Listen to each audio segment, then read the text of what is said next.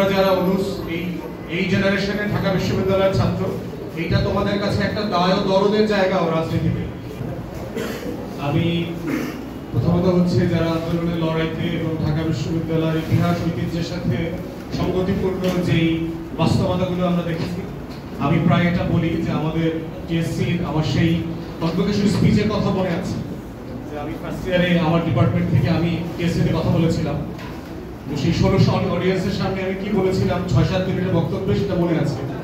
তার ভিতর থেকে একটা কথাই শুধু বলি, যেটা বারবার আমি বলি, যে ঢাকা বিশ্ববিদ্যালয় আসলে কোনো শিক্ষা প্রতিষ্ঠান।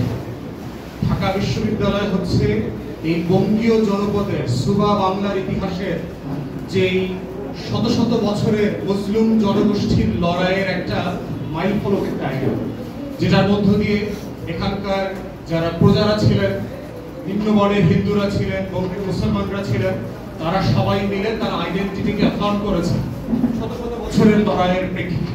সেই যে কলোনিয়াল পিরিয়ডের লড়াইটা ছিল, আমাদের জমিদারদের বিরুদ্ধে যে লড়াই ছিল, সেই সবগুলো লড়াইকে সামনে রেখেই হচ্ছে ঢাকা বিশ্ববিদ্যালয়কে আমাদেরকে রিড করতে হবে। তাই তোমরা যারা অনুষ এই জেনারেশনে ঢাকা বিশ্ববিদ্যালয়ের ছাত্র, এইটা তোমাদের কাছে একটা দায় ও দরদের জায়গা রাজনীতিতে। যে কথাটা তোমরা বলছো বারবার যে বাংলাদেশ 2, দায় দরদের রাজনীতির জায়গাটা হচ্ছে ঘরকে চেনা, যে তোমরা আসলে কাকে রিপ্রেজেন্ট করো, কোন জায়গা থেকে তোমাদের রাজনীতির হাতে খড়ি হয়েছে। বাংলাদেশ শুধু না, পাকিস্তান রাষ্ট্র আন্দোলন থেকে শুরু করে এই বাংলার শত শত বছরের লড়াইকে ধারণ করে যে ঢাকা বিশ্ববিদ্যালয় টিকে আছে, সেই বিশ্ববিদ্যালয়ের ইতিহাস ঐতিহ্যকে জানা এবং সেটাকে 24-এর গণ অভ্যুত্থানের আলোকে কাস্টমাইজ করে এগিয়ে নিয়ে যাওয়াটা হচ্ছে তোমাদের লড়াই। তো এটা হচ্ছে আমার সংক্ষিপ্ত বক্তব্য। অন্য কোনো দিন তোমাদের সাথে লম্বা কথা বলবো।